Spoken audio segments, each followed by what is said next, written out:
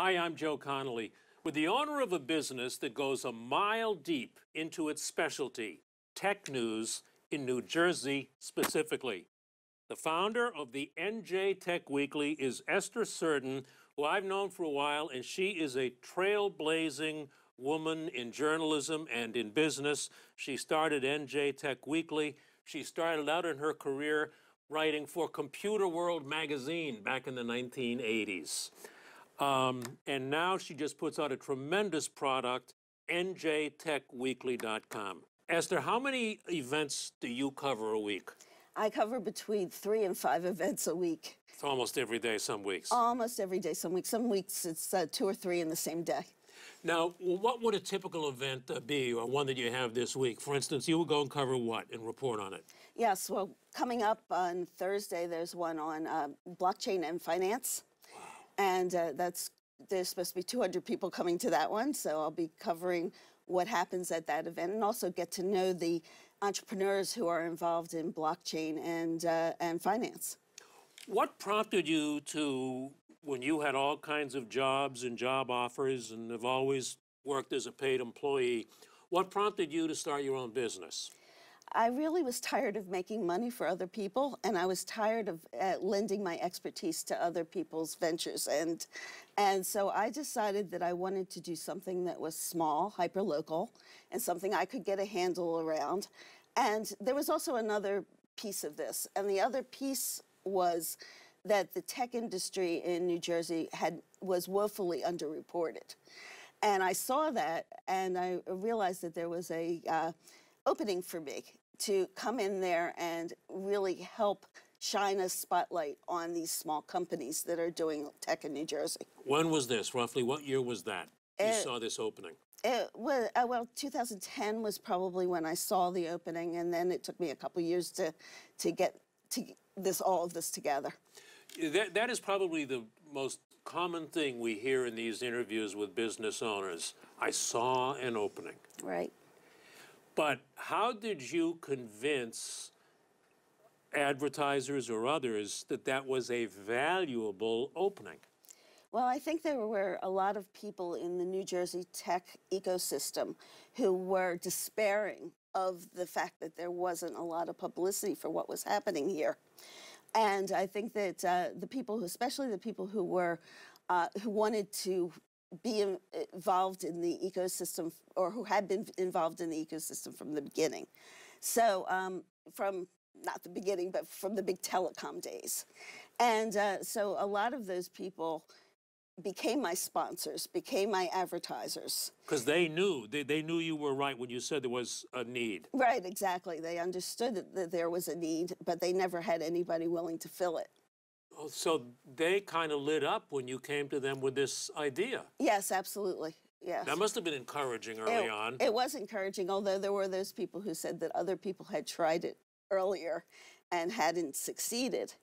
And so, but I thought that we were on an upswing, and this would only be, a good thing.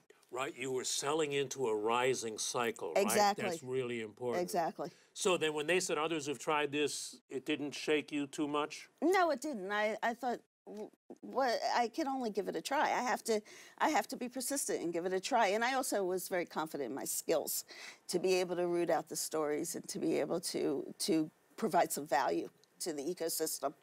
That's a great story you just told about yourself, Esther. What is the buzz in the NJ tech industry right now? Well, I think everybody knows that blockchain is big. And we're not talking about, in New Jersey, we're not so much talking about cryptocurrency as we are talking about using blockchain for industry. And there are a lot of companies out there, small companies getting started right now, who are trying to create efficiencies in industry through blockchain.